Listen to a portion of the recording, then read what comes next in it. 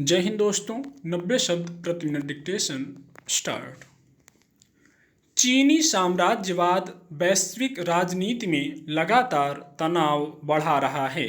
वह जिन इलाकों को कागज पर ही सही अपना हिस्सा मानता है, उनके प्रति उसकी आक्रामकता सरासर अनुचित है।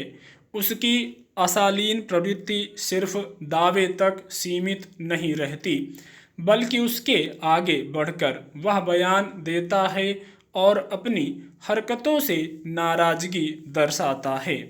अमेरिकी नेता नैन्सी पेलोसी की ताइवान यात्रा पर चीन ने जो तनाव पैदा किया है, उसकी प्रशंसा कोई भी लोकतंत्र या अमन पसंद देश नहीं करेगा। चीन अमेरिकी स्पीकर पेलोसी के ताइवान दौरे को अगर चुनौती के रूप में देख रहा है, तो उस तक संदेश साफ शब्दों में पहुंचना चाहिए।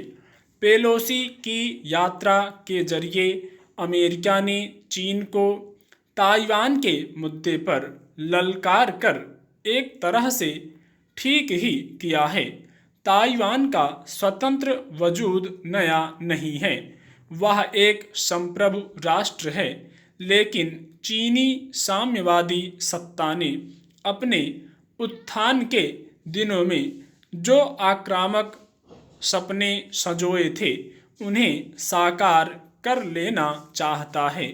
यह एक तरह से दुनिया में बढ़ती चीनी ताकत का दुष्परिणाम है।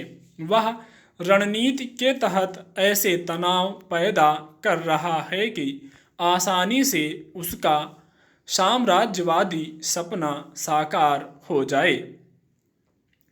नैन्सी पेलोसी ताइवान से दक्षिण कोरिया के लिए निकल चुकी हैं। खास यह है कि पहले चीन ने ऐसी स्थिति पैदा करने की कोशिश की थी कि अमेरिकी नेता ताइवान आने से परहेज करें। चीन ने एक तरह से सीधे सैन्य कार्रवाई करने की धमकी दे डाली थी। हालांकि अमेरिका ने भी उचित ही न झुकने का इरादा स्पष्ट कर दिया है। आज बड़े व आक्रामक देशों के पड़ोस में स्थित छोटे देशों की संप्रभुता की रक्षा जरूरी है। कायदे से चीन को ज़्यादा जिम्मेदारी का परिचय देना चाहिए, लेकिन उसने रणनीति के तहत केवल रूस से लगती अपनी सीमा का समाधान किया है। भारत सहित बाकी देशों के साथ वह सीमा विवाद को जारी रखे हुए है। यह अब स्पष्ट है कि रूस हर तरह से चीन के साथ है। कहीं ना कहीं रूसी नेता पुतिन की योजना भी साम्राज्यवादी है और इसलिए वह यूक्रेन से युद्ध लड़ रहे हैं। यह भारत के लिए चिंता की बात है। ताकतवर देश अगर इस तरह से पड़ोसी देशों या उनकी जमीन पर दावा करने लगेंगे, तो यह गलत प्रवृत्ति भविष्य में क्या रूप लेगी। एक भी उदार या छोटा देश सलामत नहीं रह सकेगा।